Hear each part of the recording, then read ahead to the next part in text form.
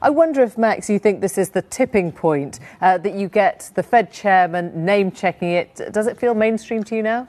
Well, first of all, I can tell you that Jeremy is sweating bullets because the Bitcoin does everything his firm does, but faster and cheaper.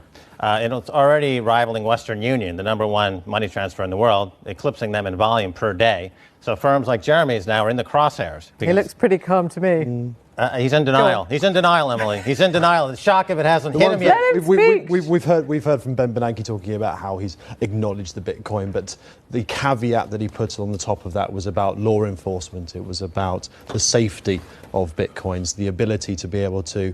Obviously, they can't counterfeit them. That's one of the reasons why people buy into these things. But the reason why people are so scared about them is the ability that they can't be traced, the anonymity of it all. And certainly, payment institutions like World First, who actually hold the world record for making a payment between two countries, by the way.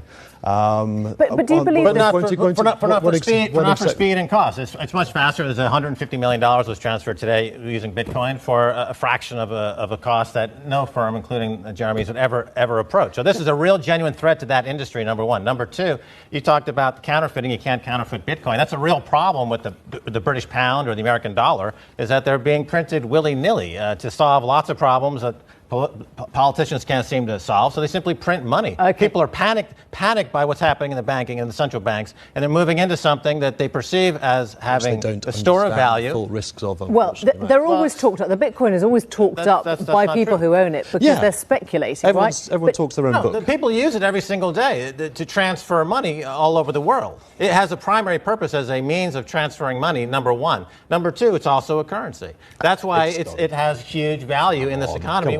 I mean, what is interesting is the fact that people have chosen something that they think bypasses governments and bypasses regulation. That says something about the climate we live in. It's a socio-economic movement which we're going through at the moment. And every time you have a socio-economic movement, you have to have a money behind it, a currency behind that, be that gold. And at the moment, this seems to be Bitcoin. I'm happy with that. What do you mean? What do you mean it's a socio-economic movement? What does that mean? It's a libertarian movement. It's a by the people, for the people. Get away from big government. Get away from big industry. Get away from the people polluting the seas and the internet and the global financial crisis. They want to be the set apart scandals, from the Forex scandals, the scandals in HSBC laundering money. They talk about Silk Road and the Drugs Association. What about HSBC? Billions of dollars of money laundering right there. Yeah. The current scandal with Co-op Bank. People are scared by the banking in this country and around the world. But you heard the point the commentator made there, that people think it's a post-government currency. It's not, because the government can step on it or stamp it out if they want to. That's false.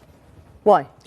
Because it's completely outside. It's like P2P file swapping hit the music industry. This is the P2P file swapping of money. And so the banking system and the current regulatory environment, it will be as effective at stopping that as the music industry and the Hollywood industry. Governments have already seized Bitcoins, and if they couldn't hack into it. The Bitcoins that were, if they see it as a threat, they will take it off the people. We all know that, and I don't see. And how do they do that then? I mean, how do they take it off people if they don't even know where to get it from? It's just like I've got cash in my wallet now. There's no way of insuring your Bitcoins against loss. It's one of the big fears about it. They can simply take it off you. They can get it off your computer, and if they feel it as a threat. Emily, this is what's happening in this industry.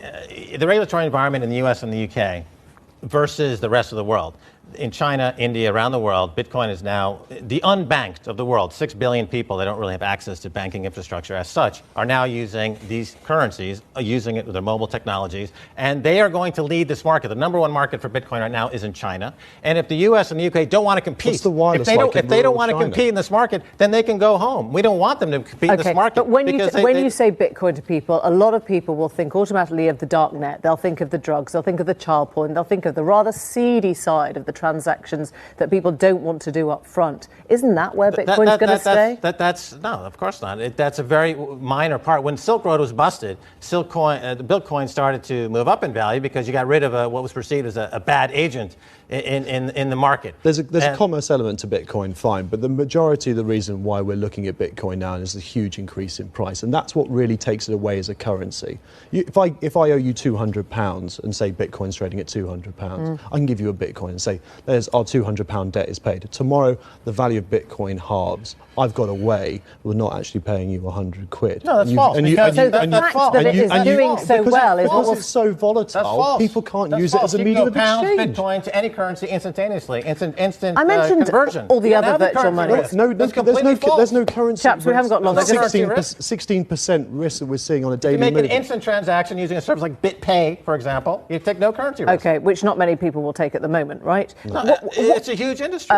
What about all the other currencies I mentioned at the beginning? The peer coin and the hobo nickel and all the rest of it. Do you think there's any future? I mean, obviously, if you can do an algorithm, you want to code a new coin, right? Will those have any future? Competition is good. Very I mean, nice I'm surprised. internet affectation, I think. Well, I'm surprised. What affectation? Yeah, that aren't going anywhere. Aren't going anywhere. A nice thing for online. They will always have a following. Will you ever invest in virtual currency? I had a look at it a couple of years ago. Had a place, see what the infrastructure behind Sir it was, Richard Branson and sold it just back. said today he's accepting Sold it back Bitcoin for 2 days ago. his interspatial flight new programs, and he's already booked a $250,000 seed with it. So people are accepting Bitcoin. There's 20,000 merchants that accept Bitcoin, and it's growing in popularity. One thing to do with your Bitcoin. Thanks very much indeed. Thank you both.